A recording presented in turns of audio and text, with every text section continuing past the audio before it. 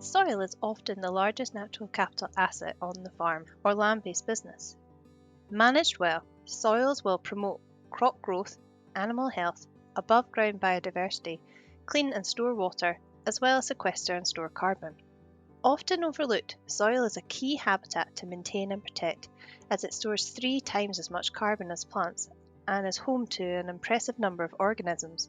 Indeed, 1 out of 4 known species on the planet spends at least part of its life in the soil. The amount of life in soil, or below ground livestock, is about 5 tonnes per hectare, equivalent to 100 sheep per hectare.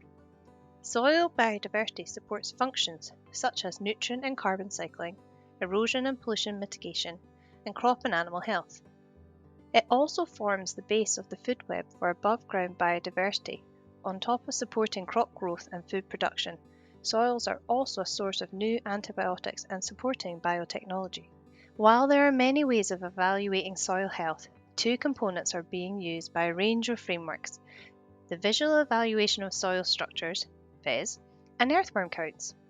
While soil texture can rarely be manipulated, soil structures is impacted by management. Depending on how particles bind together to form aggregates, soil structure will impact root growth, water drainage, beneficial gas exchange, nutrient cycling, as well as biodiversity. Compacted soils will result in poor drainage and water runoff, reduced crop establishment and yield losses, and can also impact animal health. The VES test is used in the field to determine the state of soil, and it involves taking a spade-sized block of soil down to approximately 30 centimetres and laying it out on a sheet for examination.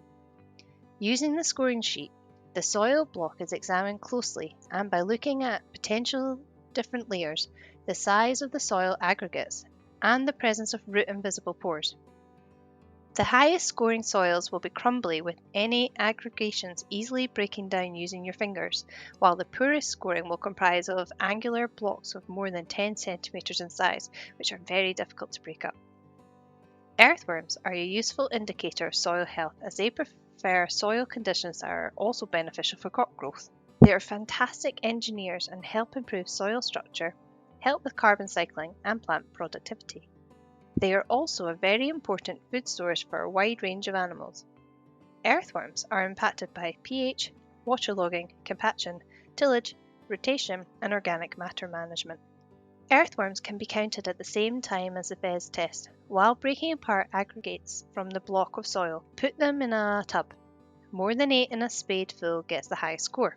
However, we have noted that some unimproved acid grassland soils with a good healthy structure have relatively low worm scores, but a large number of millipedes, which perform a similar role. In this case, it's worth noting that, and potentially using it to manually adjust the score. Presence of earthworms can be encouraged by adding organic amendments to the soil, leaving crop residue and reduced tillage where possible. Managed appropriately, soil can be a valuable asset for the business, supporting crop and animal health, providing a large, stable carbon store while mitigating pollution and nutrient runoff. It's home to a wide range of organisms and also supports above-ground species. As such, soil plays a key role in the mitigation of climate and biodiversity crisis. As soil health is fundamental for the profitability and resilience of the farm business, its monitoring and management are key for the future of the business.